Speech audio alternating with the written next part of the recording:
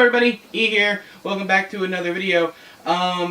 This time we're going to be doing something that's been requested a couple times, most recently by Laertes DD, wanting to know the reading order of my own books. If you weren't aware, I am an author. I have numerous publications to my credit. Today we're not going to go, I am going to mention the short story collections, but in fact I'm going to go ahead and get those out of the way.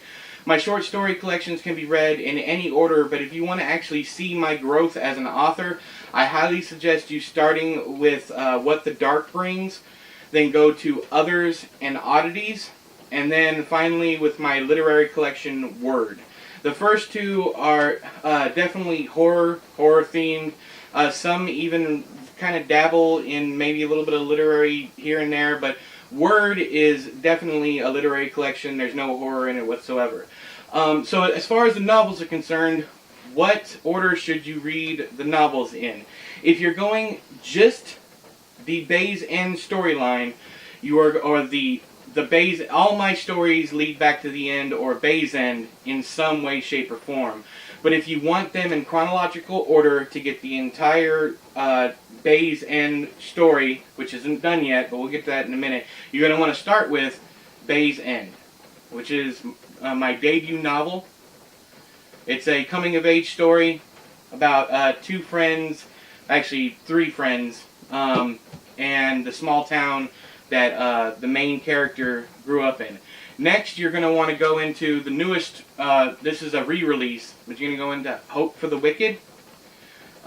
This doesn't follow too close to Bay's End as far as the storyline, but there are going to be characters in here that you are going to recognize from Bay's End. What I do a lot of the time is, it's not one continuous storyline, what it is people make appearances throughout, and certain scenes are referenced. So, again, this is the same kind of one, but this actually happens in Bay's End, although it's not a sequel to Bay's End. That's Fog Warning. This is about an ER physician with a bunch of skeletons in his closet, and it actually occurs in Bay's End, and there's another character, Jenna Wales, who's also in Bay's End. She's in this one. There's a cameo for her. Next up is another one that does not occur in Bay's End, like Hope for the Wicked. Life After Dane doesn't occur in Bay's End, but it does have one reference to it. And if you can find it, let me know if you find it. So this one is about a serial killer's mother. The serial killer has just been executed by the state of Arkansas, and it picks up from her point of view and tells her story after his execution. So if that sounds like something you... This is my favorite of my books that I've written so far. The Sound of Broken Ribs is a very close runner-up, but I still like this one more because this one's more personal than Ribs is. Alright, next up, we got my magnum opus, Cruelty. This big joker is like 600-700 pages, something like that. Depends on which version you get. This one's 600. This is the story basically, the best way I can say is every monster has their origins. This is a cosmic horror slasher film kind of deal. Slasher film basically with a little more literary merit to it, and a lot more cosmic horror than you would expect.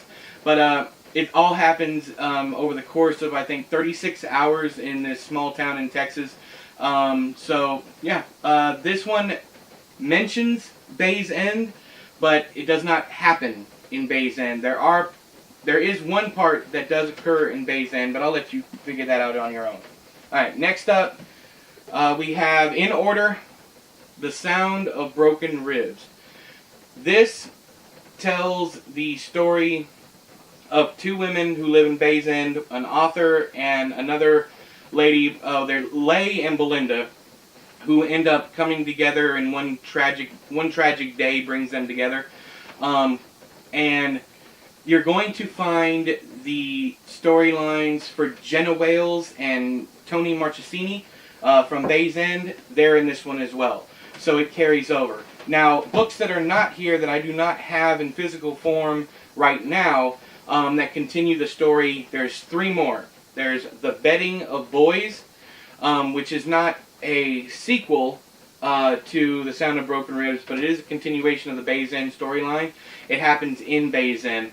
Then you have Everything is Horrible Now, which is a kind of an extended flashback to the history of Bay's End, how the town came to be, what kind of things have happened up until the point of Bay's End.